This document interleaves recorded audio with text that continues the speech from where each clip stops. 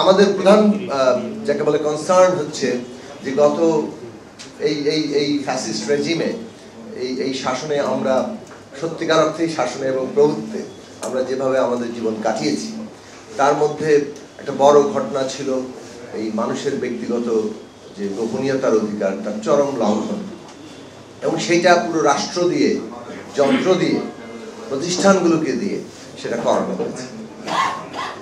ফলে আমাদের আলোচনার এখন মুখ্য প্রশ্ন ওই জায়গাতেই যে কিভাবে এই ধরনের রাষ্ট্রীয় পুরো একটা কাঠামো দিয়ে যে ব্যক্তির সমস্ত অধিকারগুলোকে তার হাতের বিষয়ে পরিণত করে, তার ইচ্ছা অনিচ্ছার বিষয়ে পরিণত করে, এমনকি তার দয়া দাক্ষিণ্যের উপরে পরিণত করে এবং লেনদেনের বিষয়ে পরিণত করে। বিপুল পরিমাণে লেনদেনও এই সমস্ত জায়গাতে ঘটে, কারণ খুবই আড়ালে অনেক ধরনের থ্রেট থাকে, সেই থ্রেটের বিনিময়ে ডিলিং হয়। এই সমস্ত ঘটনাগুলো আমরা বহু জানি। এখন যে জায়গাটাতে আমি কথা বলতে চাচ্ছি যে গত 15 বছরে, এর আগেও আমরা যেতে পারি, নিশ্চয়ই যাওয়া উচিত, কিন্তু বিশেষভাবে এই সংস্থাগুলো যে আড়ি পাতার কাজগুলো করেছে সেটা নিয়ে শ্বেতপত্র প্রকাশ করা দরকার।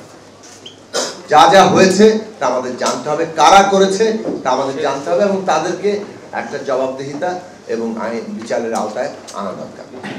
কেননা এটা এমনকি আইনেও যেগুলো আছে সেখানে কিন্তু বলা আছে আপনার কম্পিউটার, আপনার ডিভাইস, এগুলো আপনার ব্যক্তিগত, এবং সেখানে কেউ যদি প্রবেশ করার চেষ্টা করে সেগুলো আইনত দণ্ডনীয়।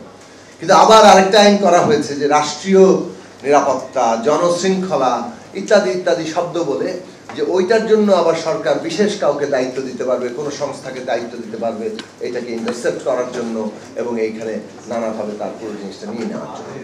এখন আমরা ডিজিটাল সিকিউরিটি অ্যাক্ট কিংবা এই যে সাইবার সিকিউরিটি অ্যাক্ট এগুলোর ক্ষেত্রে দেখেছি যে এই সমস্ত ভেগ শব্দের মধ্য দিয়ে মানে সমস্ত কিছুটা তাদের নিয়ন্ত্রণে এনে নেওয়া হয়।